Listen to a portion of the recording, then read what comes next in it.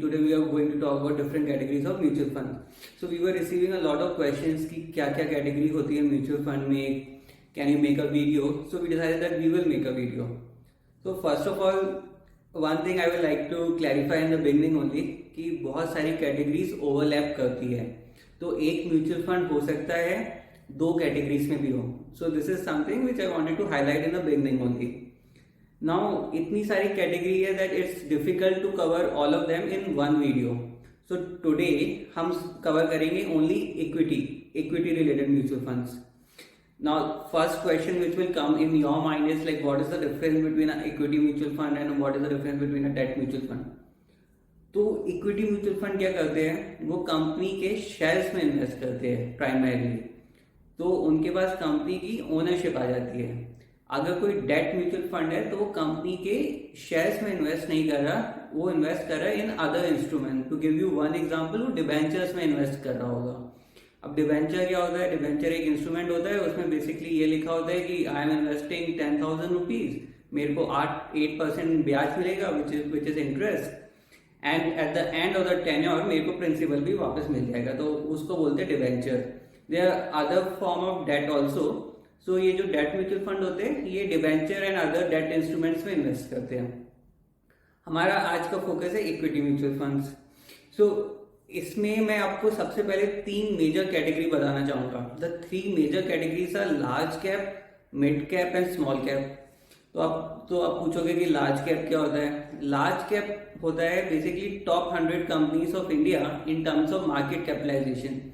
Market capitalization क्या होती है, मार्केट कैपिटलाइजेशन होती है स्टॉक्स की total value of a particular company. अगर रिलायंस है तो उसके सारे शेयर्स की जितनी भी वैल्यू होगी उसको पूरा जोड़ ले हम, तो उसको बोलेंगे market capitalization. So in terms of market capitalization अभी इंडिया में सबसे बड़ी कंपनी रिलायंस है. सो एक लार्ज कैप कंपनी होती है if it's in the top 100 companies of India. फिर आती है mid cap company. Mid cap होती है 101 से लेके 250 तक.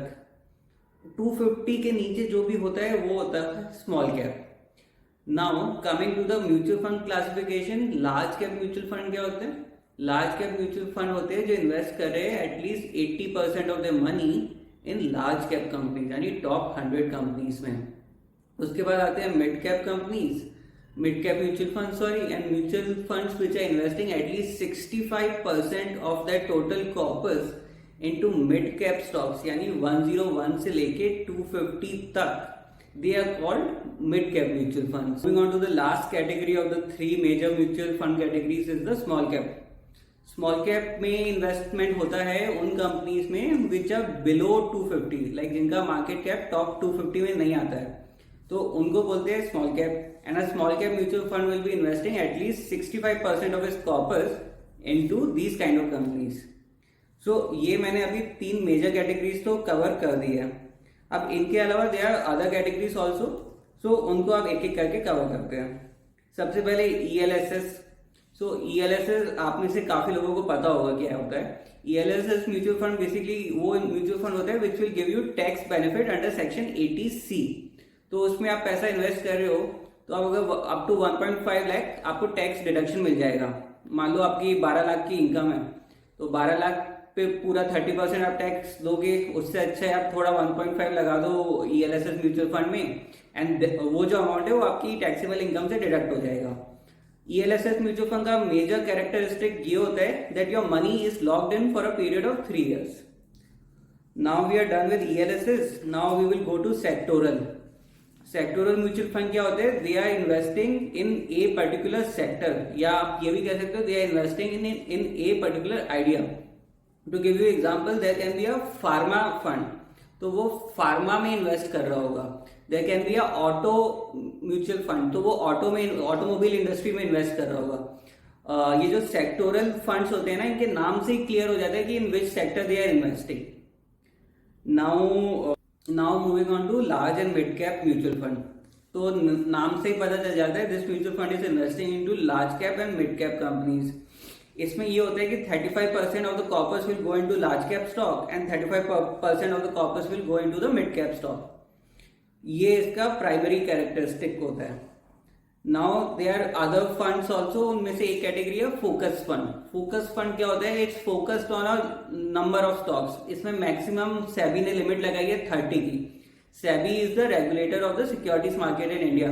तो अगर कोई फोकस फंड है उसको सिर्फ मैक्सिमम 30 कंपनीज में इन्वेस्ट कर सकते हैं, एंड दैट इज वाई उसको हम बोलते हैं फोकस फंड।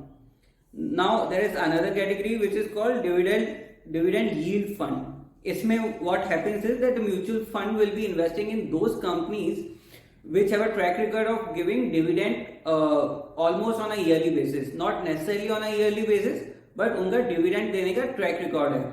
सो इधर जो फंड का फोकस है, उनका ये फोकस है कि apart from gain in the value of the stock there should be another source of income, और वो जो सोर्स ऑफ इनकम है वो है डिविडेंड।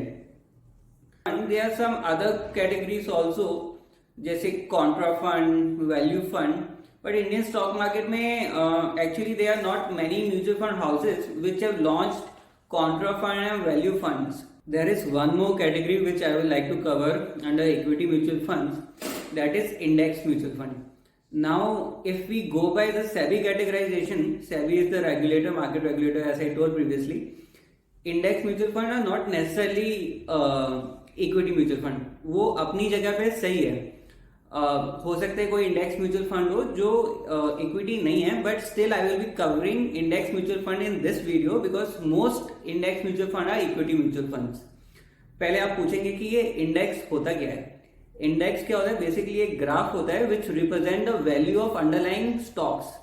अब आप पूछेंगे कि हमें तो कुछ समझ में नहीं है, आपने क्या बोला, तो मैं आपको एग्जांपल देके समझाता हूँ। एक है निफ्टी 50 और एक है सेंसेक्स। आपने दोनों का नाम सुना होगा।